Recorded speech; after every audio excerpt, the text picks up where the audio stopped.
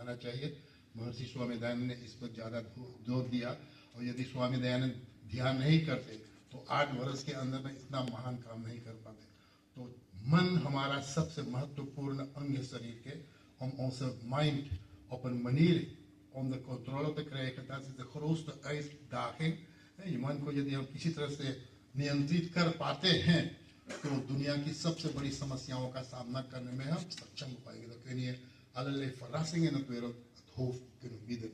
तो अभी उनकी बात हम लोग सुनेंगे, अभ्यास करेंगे। तो बहुत धन्यवाद है, स्वागत है आपका। अब चलिए आप उद्बोधन कीजिएगा। ओम नमस्ते। बीरे जी का बहुत बहुत धन्यवाद। आचार्य सांवेदी जी का बहुत बहुत गहराई से धन्यवाद। इस संस्था के सभी आयोजकों का हृदय की गहराइयों से बहुत बहुत धन्यवाद। तो मेरी आप सभी से प्रार्थना है कि जो मैट पर बैठ सकते हैं अपने अपने मैट पर बैठ जाएं और मैट को थोड़ा नज़दीक कर लें, आप थोड़ा और नज़दीक कर लीजिए।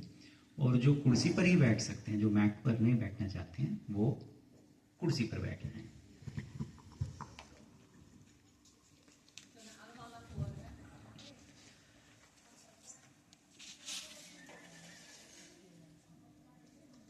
तो सभी योग साधकों का स्वागत है। आप अपने स्थान पर बिल्कुल शांत होकर बैठे हैं और मन को बिल्कुल प्रसन्न रखें।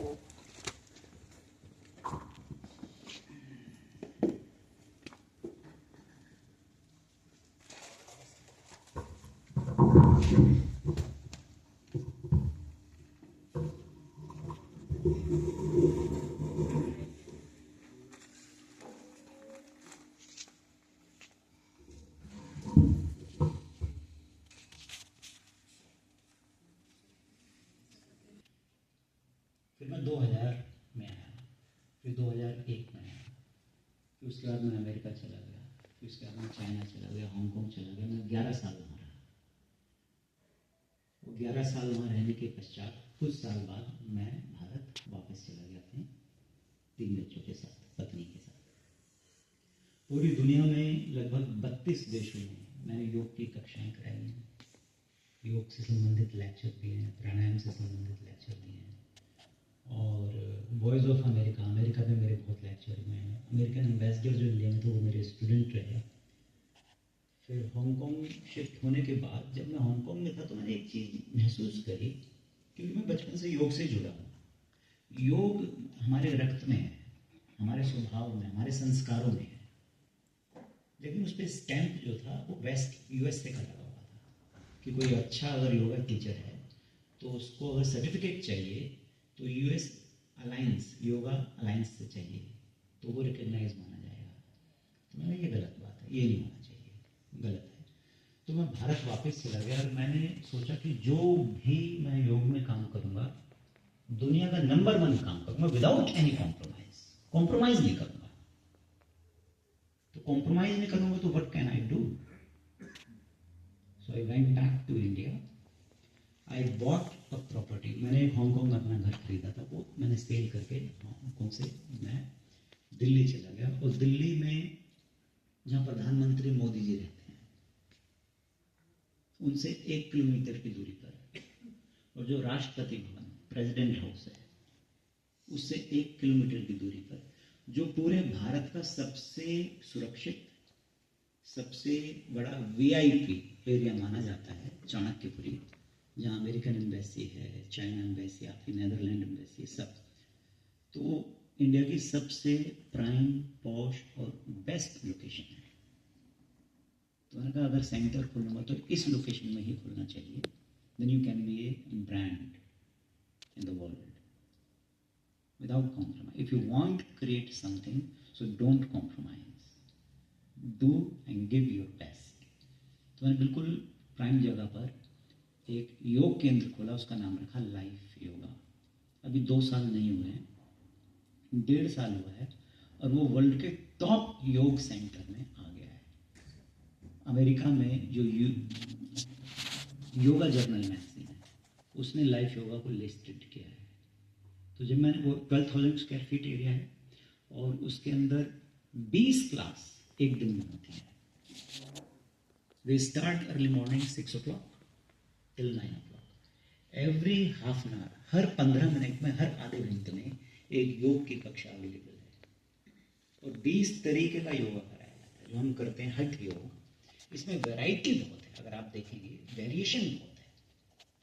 और हम ही लाइफ योगा ही है जो पूरी दुनिया में पहली बार हम लोगों ने थेरेपी योगा को इंट्रोड्यूस करा है। थेरेपी, अगर आपके शरीर में spondylitis, cervical, diabetes, high blood pressure, hypertension, digestive system से रिलेटेड प्रॉब्लम है,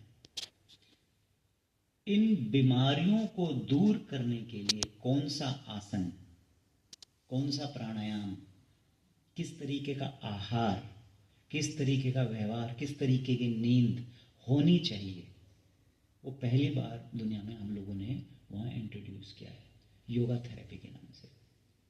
स्ट्रेस, एंजाइटी, डिप्रेशन, इन सब समस्याओं का जो समाधान है वो केवल मन की प्रसन्नता है। अगर मन प्रसन्न नहीं है तो दुनिया के सारे रोग आपके शरीर में आ जाएंगे। अगर मन प्रसन्न है तो शरीर के सारे रोग धीरे धीरे चले जाते हैं। या फिर ये कहिए, जब रोग जाते हैं तो मन प्रसन्न होना शुरू हो जाता है। दोनों एक दूसरे के पूरक हैं। तो अगर आप अपने जीवन में सुख, शांति, आनंद चाहते हैं तो चेहरे पे मुस्कुराहट रखिए, और जो मुस्कुराहट नहीं रखता है उसका चेहरा धीरे धीरे धीरे धीरे रुअत्तड़, रोने वाला हो जाता है। अब बताओ, जीवन में कौन चाहता है कि मैं रोऊं? नहीं। कोई चाहता है कि मैं दुखी हूं? कोई नहीं चाहता। लेकिन फिर भी दुख जीवन में आता है, ना चाहते हुए भी आता है। आता है ना सबके जीवन में। हम रोग भी नहीं चाहते हैं फिर भी बीमारियां आती हैं। अच्छा, हम नहीं चाहते हैं फिर क्यों आती हैं? मैं चाहूं तो आए तो बात समझ में आती है, नहीं चाहता हूं फिर भी आते हो आप। अब कोई आपका दोस्त है, मित्र है, जिसे आप पसंद नहीं करते हो, तो ये आपके हाथ में है कि भाई मैं नहीं मिलूंगा, नहीं जाऊंगा उसके घर, उसे अपने घर नहीं बुलाऊंगा। आपके हाथ में है ना। रोग क्यों नहीं है आपके हाथ में कि रोक दो उसे? या मन की का दुख ऐसा क्यों नहीं है कि आप उसे रोक दो? हम नहीं रोक पाते ना। ये जुड़ा हुआ है आपके स्वभाव से, ये जुड़ा हुआ है आपके संस्कार से, ये जुड़ा हुआ है आपके कर्म से, ये जुड़ा हुआ है आपके प्रारब्ध से। जुड़ा हुआ है ना। कर्तम सुभोक्तम, जैसा कर्म करेंगे वैसा फल मिल जाता है। अब एक चीज बताओ, हम दुख तो नहीं चाहते हैं, बिल्कुल नहीं चाहते हैं, लेकिन अगर जीवन में राग, द्वेष, ईर्ष्या, मोह, ये जो सब चीजें हैं, जो नकारात्मक भाव हैं, क्या हम उनको रोक पाते हैं? तो अगर उनको नहीं रोक पाते हैं तो फिर हम दुख को भी नहीं रोक सकते। इसलिए संतुलन चाहिए, बैलेंस। अब ओवर ईटिंग अगर हम कर लेंगे तो डाइजेस्टिव सिस्टम पर ओवर इम्पैक्ट पड़ेगा ना, वो खराब हो जाएगा। पेट अगर खराब हो जाएगा तो पूरा शरीर का सिस्टम बिगड़ जाएगा आपका। संतुलन जरूरी है। तो भोजन में संतुलन जरूरी है, आपकी नींद में संतुलन जरूरी है, आपके काम करने में संतुलन। हम गवर्नमेंट भी कहती है 8 घंटे का काम कीजिए। अगर आप 16 घंटे काम करोगे तो बीमार पड़ जाओगे। अगर आप 8 घंटे के बजाय 12 घंटे सोओगे तो भी आपके शरीर के लिए सही नहीं है। अगर कम सोओगे वो भी सही नहीं है। सबके शरीर की प्रकृति, सबके शरीर की स्ट्रेंथ पर डिपेंड करता है कि कैसा भूख, कैसी नींद और कैसा रिलैक्सेशन होना चाहिए।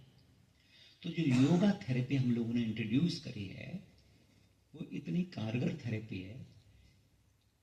विद इन 40 डेज, देखो बहुत बीमारियां होती हैं जो सही होने में टाइम लेती हैं। कई होती हैं एक गोली खा ली आपने 2 घंटे में सही हो गए, ऐसे भी तो हैं। कई बीमारियां ऐसी होती हैं कि गोली से काम नहीं चलेगा, आपको ऑपरेशन करवाना ही पड़ेगा। यू नीड ट्रीटमेंट, ऑपरेशन, वो भी कर। तो डिपेंड करता है कि किस तरीके की बीमारियों से आप जूझ रहे हैं। WHO, वर्ल्ड हेल्थ ऑर्गेनाइजेशन, एक रिपोर्ट है कि आज से अगले 25 से 30 साल बाद इस दुनिया में सबसे ज़्यादा जो डेथ होंगी उसका क्या कारण होगा? 25-30 साल बाद इस दुनिया में देखो, लोग मरते हैं कैंसर से, डेथ होती है ना, लोग डायबिटीज से मरते हैं, एक्सीडेंट से मरते हैं, इससे मरते हैं, उससे मरते हैं ना। 25 से 30 साल बाद वो कौन सा ऐसा सबसे बड़ा कारण होगा जिससे सबसे ज्यादा डेथ इस प्लेनेट पर होंगी? स्ट्रेस, सुसाइड, आत्महत्या। लोग अपने जीवन से ऊब गए हैं, पारिवारिक संबंध टूट गए हैं, लोग शादियां नहीं करना चाहते हैं, शादी हो जाती है तो फिर बच्चे नहीं करना चाहते हैं, बच्चा ले दे के एक हो गया तो दूसरा नहीं करना चाहते हैं, है ना? ये तो जीवन तो यही है, अब तो यही जीवन चलता है ना हम लोगों का। जीवन में सुख कहाँ से आएगा, शांति कहाँ से आएगी, आनंद कहाँ से आएगा? बाहर से तो आएगा नहीं, बाहर से बिल्कुल नहीं आएगा। जो चीज बाहर से आती है कुछ समय के लिए हो सकती है कि सुखकारक हो, आनंद कारक हो। दुख का भी यही हिसाब किताब है, भीतर से जितना आएगा। देखो, भीतर से अगर मन को प्रसन्न रखना है, दुनिया में कोई भी व्यक्ति ऐसा नहीं जो अपने मन को रोक सकता है। जन्म से मृत्यु तक न श्वास रुकती है, न ही मन रुकता है, नहीं रुकता है ना, चलता रहता है। हम सो रहे हैं तो भी सांस चल रही है, हम सो रहे हैं तो भी मन चल रहा है, सपने आ रहे हैं। लेकिन सांस का और मन का गहरा संबंध है। No one can stop their own mind. If you want control, if you want stop your mind, so control your breath. अपने श्वास को कंट्रोल करना पड़ेगा। कैसे? आप सब ड्राइव करते ही हैं, गाड़ी तो चलाती होंगे। आप देखो, ऑब्जर्व करके देखना, जब आप बहुत तेज गाड़ी चलाते हो और सडनली उस गाड़ी का किसी से एक्सीडेंट हो जाए, on that time, in 1 second, more than 10 negative thought will come in your mind. गाड़ी का एक्सीडेंट हो गया, पुलिस आएगी, डैमेज हो गई, किसी को हॉस्पिटल ले जाना पड़ेगा, ये बहुत चीजें होती हैं। On that time you will recognize your breath will be like this.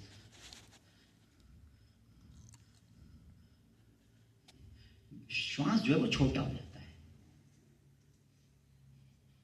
जब डर में होता है इंसान, भय में होता है, स्ट्रेस में होता है, एंजाइटी में होता है, उसका सांस जो होता है वो छोटा हो जाता है।